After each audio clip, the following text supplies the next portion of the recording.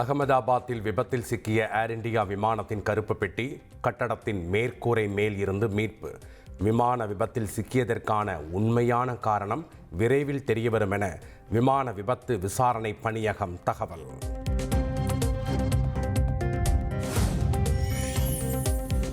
அகமதாபாத்தில் விபத்திற்குள்ளான ஏர் இந்தியா விமானத்தின் இடிபாடுகளில் இருந்து DVR எனப்படும் டிஜிட்டல் வீடியோ ரெக்கார்டர் மீட்பு.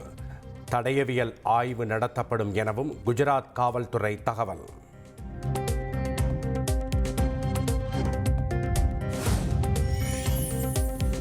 அகமதாபாத்தில் விமான விபத்து நடந்த பகுதியில் பிரதமர் மோடி நேரில் ஆய்வு.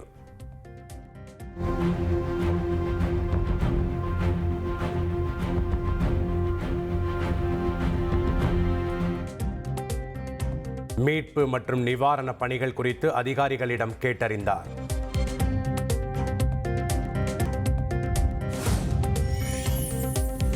அகமதாபாத்தில் விமான விபத்து நடந்த இடத்திற்கு விரைந்த தேசிய புலனாய்வு முகமை அதிகாரிகள்.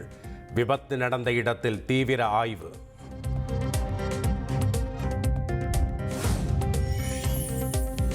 விமான விபத்தில் உயிர் பிழைத்ததை என்னால் நம்ப முடியவில்லை. எனக்கு அருகில் இருந்த கதவு உடைந்ததால் வெளியில் வந்தேன் என்றும் விமான விபத்தில் உயிர் தப்பிய விஸ்வாஸ்குமார் ரமேஷ் உருக்கம்.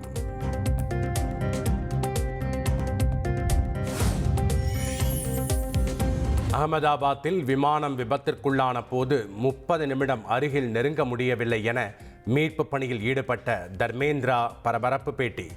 விபத்தில் உயிர் தப்பியவர் சீட்டிலிருந்து விழுந்திருக்க கூடும் என்றும் அவரை கடவுள்தான் காப்பாற்றியிருப்பார் என்றும் நெகிழ்ச்சி.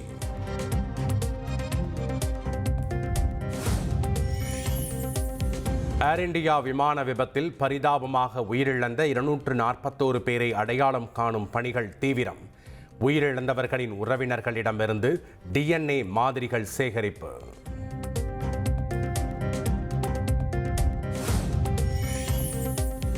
விபத்தில் உயிரிழந்தவர்களின் DNA பரிசோதனைக்காக அகமதாபாத்தில் குவிந்து வரும் உறவினர்கள். துக்கம் தாழாமல் கதறி அழுதபடி நடந்து செல்லும் சோக காட்சி.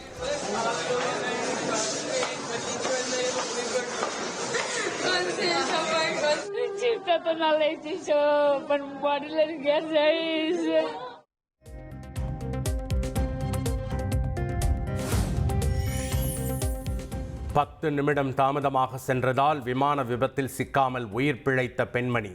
கடைசி நேரத்தில் என்னை காப்பாற்றிய கடவுளுக்கு நன்றி என உருக்கம்.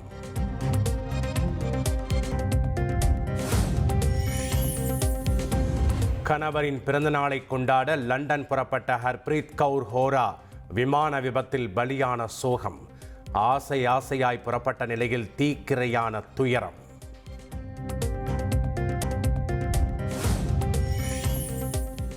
விடுதியில் விமானம் விழுந்து நொறுங்கியதும் தீ மிகவும் பயங்கரமாக பரவியதாக மருத்துவ மாணவர் தருண் பரபரப்பு தகவல். கட்டடத்தை விட்டு வெளியேற முடியாததால் பால்கனியில் இருந்து குதித்து உயிர் தப்பியதாகவும் பேட்டி.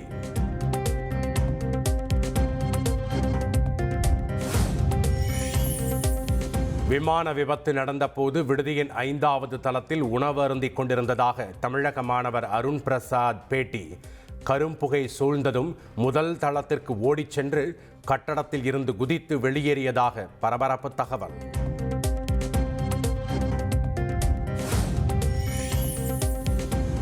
விபத்துக்கு உள்ளான விமானம் மருத்துவக் கல்லூரி விடுதி மீது விழுந்த சம்பவம். 4 மருத்துவ மாணவர்கள் மற்றும் ஒரு மருத்துவரின் மனைவி இறந்துவிட்டதாக குஜராத் IMA தலைவர் மொகுல் ஷா அதிர்ச்சி தகவல். 45க்கும் மேற்பட்ட மருத்துவ மாணவர்கள் நல்வாய்ப்பாக உயிர் பிழைத்துள்ளனர் என்றும் விளக்கம். விமானம் விழுந்து நொறுங்கிய விடுதியை காலி செய்ய வெளியேறிய மருத்துவ மாணவர்கள். விபத்து நடந்த இடத்தில் தொடரும் மீட்பு பணி.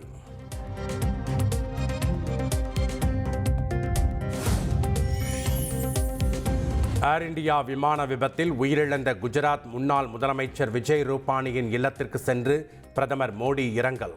விஜய் ரூபானி நம்முடன் இல்லை என்பதை நம்ப முடியவில்லை என்று வேதனை.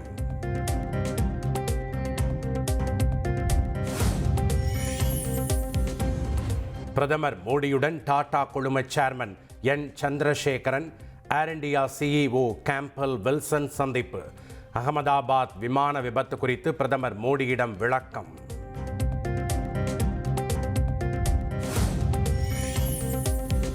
அகமதாபாத் விமான விபத்துக்கு டாடா குழுமம் பொறுப்பேற்கும் என டாடா குழும சேர்மன் சந்திரசேகரன் அறிக்கை. டாடா குழும வரலாற்றில் கருப்பு நாள் என்றும் உருக்கம்.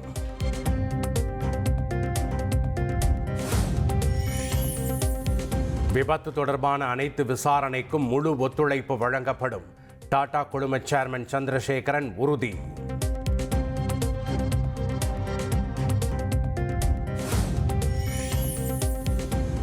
பயணிகளின் பாதுகாப்பை உறுதி செய்வதே தங்கள் முதல் நோக்கம் என டாடா குழும சேர்மன் விளக்கம்.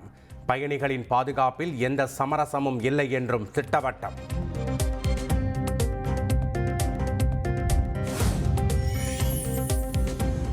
ஏர் இண்டியாவுக்கு சொந்தமான போயிங் 787-8/9 ரக விமானங்களை ஆய்வுக்கு உட்படுத்த வேண்டும்.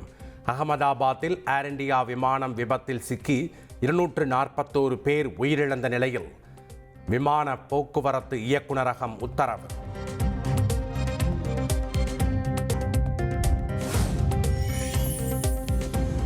விபத்தில் சிக்கிய ஏர் இண்டியா விமானத்தின் நிலை குறித்து அதே விமானத்தில் 2 மணி நேரம் முன்பு பயணித்த இளைஞர் பரபரப்பு புகார்.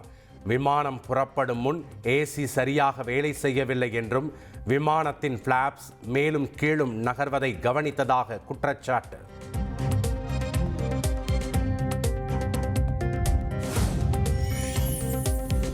ஏர் இண்டியா விமான விபத்து தொடர்பாக உச்சநீதிமன்றம் தாமாக முன்வந்து விசாரிக்க வேண்டும்.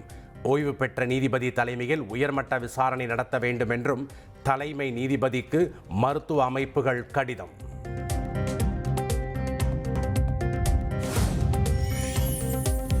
ஈரானின் அணுசக்தி மையங்கள், இராணுவ தளங்கள், வான் பாதுகாப்பு அமைப்புகளை குறிவைத்து இஸ்ரேலின் 200 போர் விமானங்கள் திடீர் தாக்குதல்.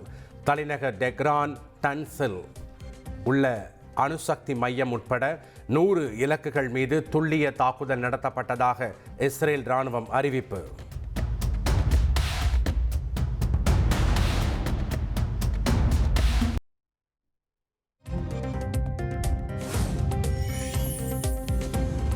இஸ்ரேல் நடத்திய ஏவுகணை தாக்குதலில் 78 பேர் உயிரிழப்பு, 320க்கும் மேற்பட்டோர் படுகாயம்.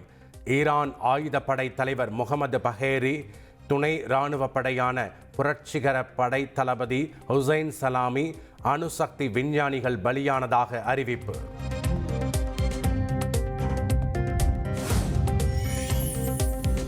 ஈரானின் அணு ஆயுத மையங்களை குறிவைத்து நடத்தப்பட்ட தாக்குதலுக்கு ஆபரேஷன் ரைசிங் லயன் என பெயர் சூட்டியது இஸ்ரேல். ஈரானின் அணு ஆயுத திட்டங்களை முழுமையாக முறியடிப்பதே இலக்கு என்றும் தகவல்.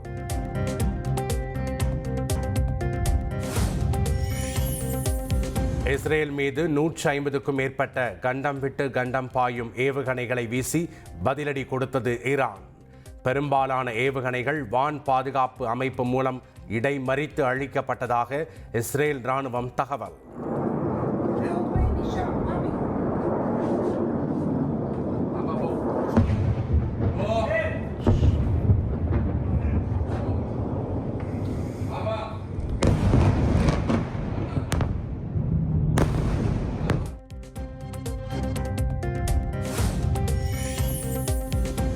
ஈரான் ஏவிய ஏவுகணைகளால் இஸ்ரேலில் டெல் அவிவ் மற்றும் ஜெருசலேம் பகுதிகளில் பாதிப்பு, 22 பேர் காயமடைந்திருப்பதாக இஸ்ரேல் இராணுவம் தகவல்.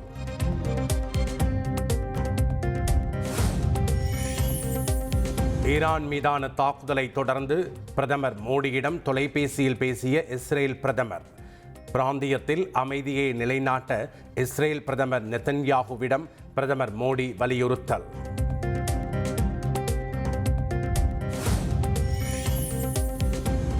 ஈரான் அணு ஆயுத பேச்சுவார்த்தையை தொடர வேண்டும் என அமெரிக்க அதிபர் டொனால்ட் ட்ரம்ப் வலியுறுத்தல்.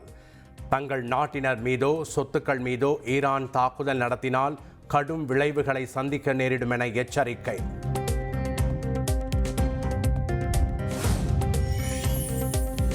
ஈரான் மீதான இஸ்ரேலின் தாக்குதல் சர்வதேச விதிகளுக்கு முரணானது, சட்டவிரோதமானது.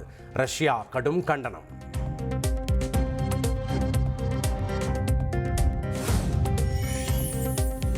நீலகிரி மாவட்டத்தில் இன்று அனைத்து பள்ளிகளுக்கும் விடுமுறை. அதி கனமழைக்கான ரெட் அலர்ட் விடுக்கப்பட்ட நிலையில் மாவட்ட பள்ளிக் கல்வித்துறை உத்தரவு.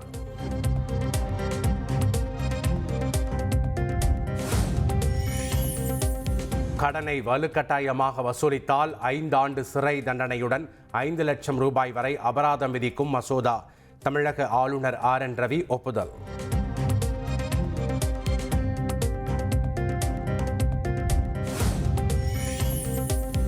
தமிழகத்தில் மருத்துவ கழிவுகளை கொட்டுவோர் மீது குண்டர் சட்டத்தில் நடவடிக்கை எடுக்கும் வகையில் சட்ட திருத்தம்.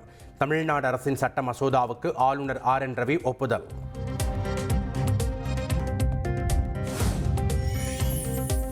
திமுக நிர்வாகிகளுடன் முதலமைச்சர் ஸ்டாலின் 1-to-1 சந்திப்பு.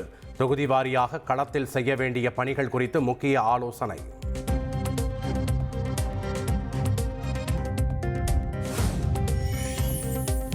யார் உண்மையான விவசாயி என்பதை மக்கள் நன்கு அறிவார்கள் என முதலமைச்சர் ஸ்டாலினுக்கு எதிர்க்கட்சித் தலைவர் எடப்பாடி பழனிசாமி பதிலடி. சட்டமன்ற தேர்தலில் திமுக ஆட்சியை வீட்டுக்கு அனுப்புவார்கள் என்றும் அறிக்கை.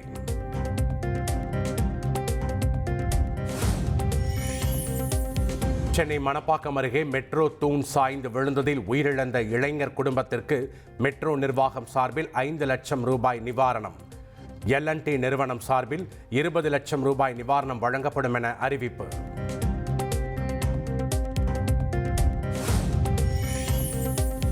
வேலூர் அரசு மருத்துவக் கல்லூரி மருத்துவமனையில் பெண் மருத்துவர் தாக்கப்பட்டதை கண்டித்து சக மருத்துவர்கள் பணி புறக்கணிப்பு போராட்டம்.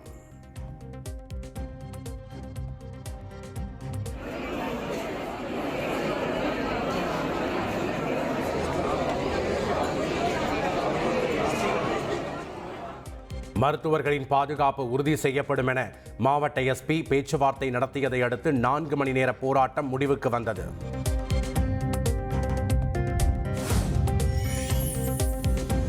வேலூர் அரசு மருத்துவக் கல்லூரி மருத்துவமனையில் பெண் மருத்துவரிடம் தவறாக நடந்து தாக்கிய நபர் கைது. பெண் வன்கொடுமை தடுப்புச் சட்டம் உள்ளிட்ட 4 பிரிவுகளின் கீழ் போலீசார் வழக்கு பதிவு.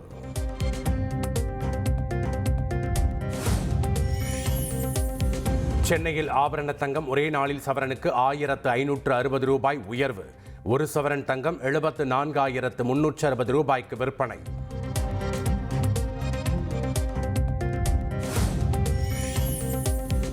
நாடு முழுவதும் 20 லட்சம் மாணவர்கள் எழுதிய நீட் தேர்வு முடிவுகள் இன்று வெளியாகிறது. neet.ntc.nic.in என்ற இணையதள முகவரியில் தேர்வு முடிவுகளை தெரிந்து கொள்ளலாம் என அறிவிப்பு.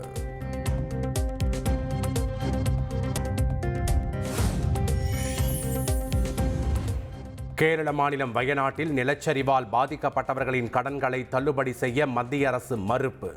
கடன் தள்ளுபடி தொடர்பான பரிந்துரைகளை வழங்க தேசிய பேரிடர் மேலாண்மை ஆணையத்திற்கு அதிகாரம் இல்லை என்றும் கேரள உயர்நீதிமன்றத்தில் விளக்கம்.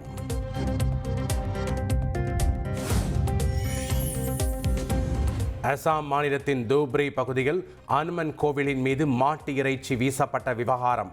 விரும்பத்தகாத சம்பவங்களில் ஈடுபடுவோரை கண்டதும் சுட காவல்துறைக்கு அசாம் முதல்வர் உத்தரவு.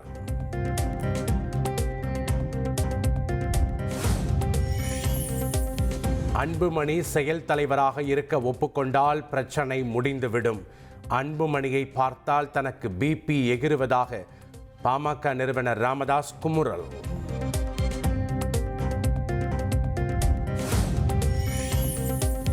ஜூலை 25ஆம் தேதி முதல் 100 நாள்கள் தமிழக மக்கள் உரிமை மீட்பு பயணம் என அன்புமணி அறிவிப்பு. பாமக நிறுவனர் ராமதாஸ் பிறந்த நாளில் நடைபயணத்தை தொடங்கும் அன்புமணி.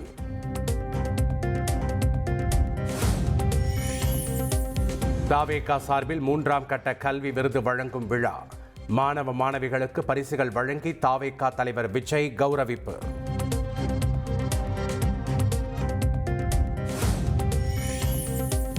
தாவேகா தலைவர் விஜயை அப்பாவாக பார்ப்பதாக மேடையில் உருக்கமாக பேசிய மாணவியின் பேச்சை கேட்டவுடன் மாணவியை அணைத்துக் கொண்ட விஜய்.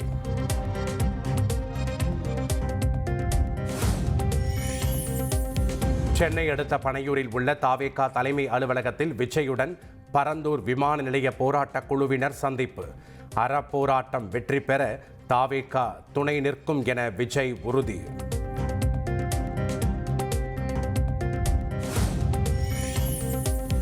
மதுரை முருக பக்தர்கள் மாநாட்டை நிபந்தனைகளுடன் நடத்தலாம். மெட்ராஸ் உயர்நீதிமன்ற மதுரை அமர்வு அனுமதி வழங்கி உத்தரவு. மதத்தில் அரசியல் கலக்கக்கூடாது என்பதை நினைவில் வைத்து மாநாடு நடத்த வேண்டும் எனவும் நீதிபதிகள் அறிவுரை.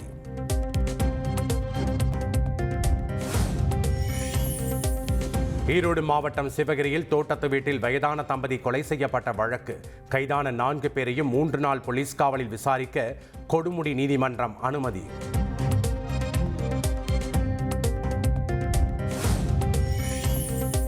திருவண்ணாமலை கிரிவல பாதையில் எமலிங்கம் எதிரில் சட்டவிரோதமாக சாமியார்களுக்கு மது விற்பனை செய்த இளைஞர் விசாரணைக்கு அழைத்த போது தன்னைத்தானே கற்களால் தாக்கிக் கொண்டதால் பரபரப்பு. கடலூர் மாவட்டம் விருத்தாச்சலத்தில் 1 கோடி ரூபாய் மதிப்பில் கட்டப்பட்டு திறந்த ஒரே மாதத்தில் உள்வாங்கிய தரைப்பாலம் உள்வாங்கியதால் 2 கிலோமீட்டர் தூரம் சுற்றிச் செல்லும் அவல நிலை. ஓசூரில் போதைப்பொருள் தடுப்பு பிரிவு சிறப்பு காவல் உதவி ஆய்வாளர் வீட்டில் லஞ்ச ஒழிப்பு போலீசார் சோதனை. வருமானத்திற்கு அதிகமாக சொத்து சேர்த்ததாக வந்த புகாரின் பேரில் அதிரடி நடவடிக்கை.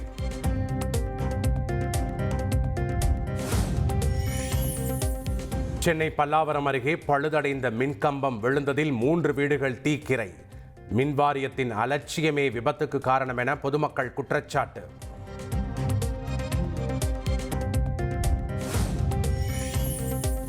அரியலூர் அருகே அரசு தொடக்கப் பள்ளியில் மாணவிகளுக்கு பாலியல் தொல்லை கொடுத்த ஆசிரியர். ஆத்திரமடைந்த பெற்றோர் ஆசிரியரை கண்டித்து பள்ளிக்கு பூட்டு போட்டதால் பரபரப்பு.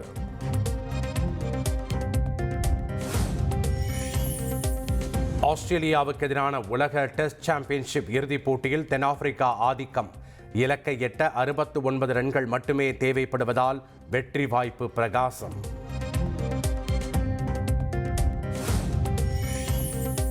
TNPL கிரிக்கெட் தொடரின் பரபரப்பான லீக் ஆட்டத்தில் சேலம் த்ரில் வெற்றி. 4 விக்கெட்டுகள் வித்தியாசத்தில் திருப்பூரை சாய்த்தது.